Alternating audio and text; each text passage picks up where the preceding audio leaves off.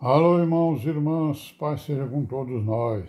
Nesse dia, 3 de abril de 2021, vamos dar graças a Deus de novo, né? Pela vida que Ele nos tem dado, pela conservação das nossas vidas, pelos livramentos, né? Pelo entendimento, por tudo mais que Ele tem feito nas nossas vidas. Vamos na perseverança aí, né, irmãos? Vamos perseverar aí nesse caminho para que possamos chegar àquele grande dia, né? Sermos contados no meio das virgens prudentes. Amém, né? Vamos aí para a nossa meditação, né? Diária, seguindo aí o caminho das virgens prudentes. Estamos aqui no capítulo 13 de 1 Coríntios, né? Ele está falando aqui do amor, né? Paramos aqui no versículo 10, que diz o quê? Mas quando vier o que é perfeito, então o que é em parte será aniquilado. Quando eu era menino, falava como menino, sentia como menino, discorria como menino. Mas logo que cheguei a ser homem, acabei com as coisas de menino. Então o que Paulo está querendo dizer com isso aqui? A nossa maturidade, né? Ou seja, não devemos ser meninos para sermos levados por qualquer vento de doutrina, né? Ou seja, devemos deixar de ser menino, nos amadurecendo na palavra, né? Nos amadurecendo, né? Na vivência da palavra, na obediência à palavra e no entendimento, né? Para que a gente possamos ser pessoas fortes, né? No espírito e possamos combater contra os maus entendimentos.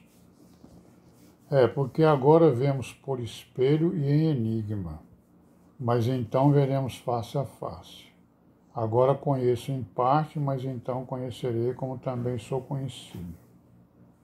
Agora, pois, permanecem a fé, a esperança e a caridade. Estas três, mas a maior destas é a caridade. Ontem eu falei aqui, né, dizendo por que ela é a maior de todas, porque ela vai permanecer, né, eternamente, né? Ou seja, porque o amor, o quê? O amor é amar a Deus sobre todas as coisas e amar ao próximo como a si mesmo. Ou seja, é a relação, né, manter a relação entre nós e Deus e entre nós mesmos, né? Então essa relação, ela não vai acabar nunca. Ela vai ser aperfeiçoada, né? Certo? Por isso que ele diz aqui, ó, vemos por espelho em enigma atualmente, né, aqui na Terra, nós estamos vendo as coisas por espelho e enigma, né? Mas então, ou seja, na vida eterna, né, veremos face a face. Ou melhor, depois do arrebatamento, né? No caso da igreja, depois do arrebatamento, ela vai ver face a face. Agora eu conheço em parte, mas então, depois do arrebatamento, conhecerei como também sou conhecido. Isso só vai acontecer depois do arrebatamento. Está escrito que depois do arrebatamento vai haver o quê? A grande ceia, né? Na Nova Jerusalém. E depois da ceia, né? O Senhor Jesus vai levar a sua igreja para conhecer as fontes das águas da vida. É isso? Bom, aí no capítulo 14 ele fala aí dos dons novamente, né? E também na necessidade de culto, né? Vamos pular aqui para o capítulo 15, porque nós estamos vendo aqui que Paulo, né, os Coríntios, ele está fazendo aqui um resumo um resumo grande, digamos assim, né? Não é um resumo bem resumido, não. É um resumo bem grande da doutrina que ele estava pregando e os apóstolos também pregavam para o mundo, né?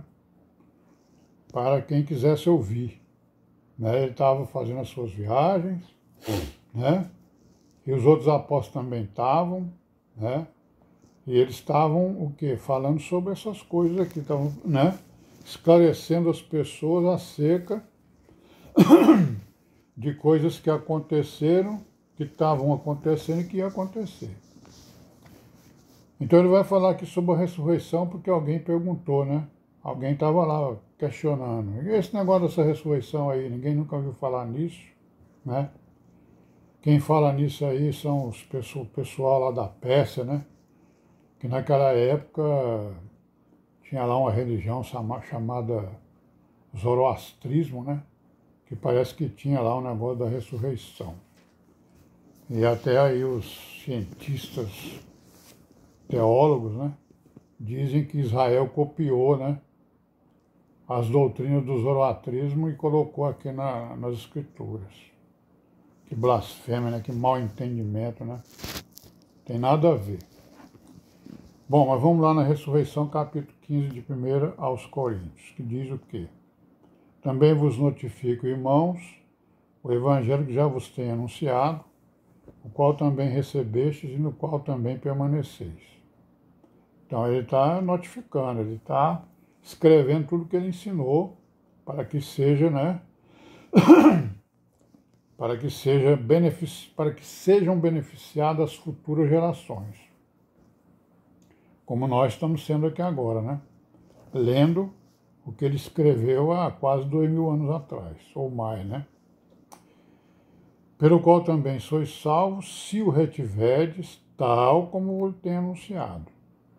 Se não é que creste errado, que crestes em vão. Desculpa. Pelo qual também sois salvos, se o retiverdes, tal como vou-lo tenho anunciado. Se não é que crestes em vão. Então a salvação ela tem uma condição. A salvação ela tem uma condição. Na igreja, certo? Qual é a condição da igreja? Reter o evangelho como os apóstolos anunciaram, né?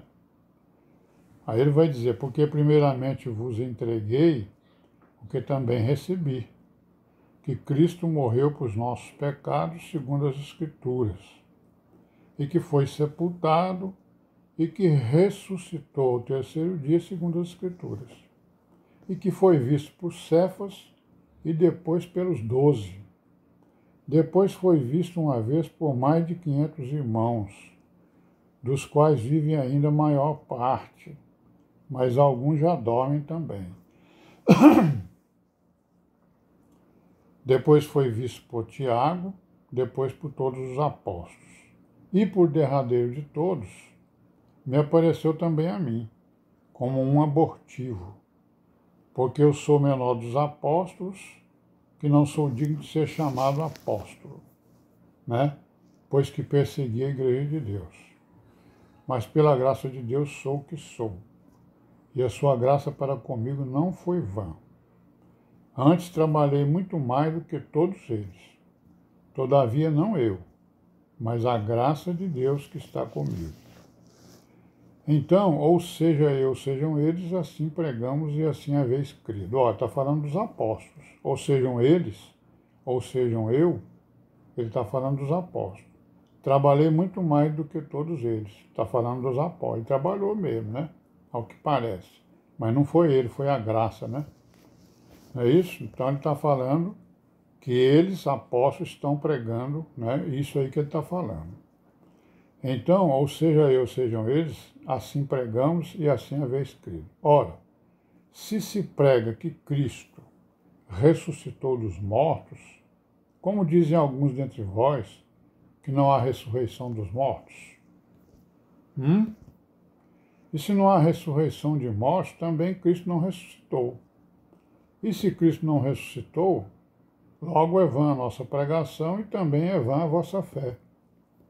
E assim somos também considerados como falsas testemunhas de Deus, pois testificamos de Deus que ressuscitou a Cristo, ao qual, porém, não ressuscitou, se na verdade os mortos não ressuscitam, né?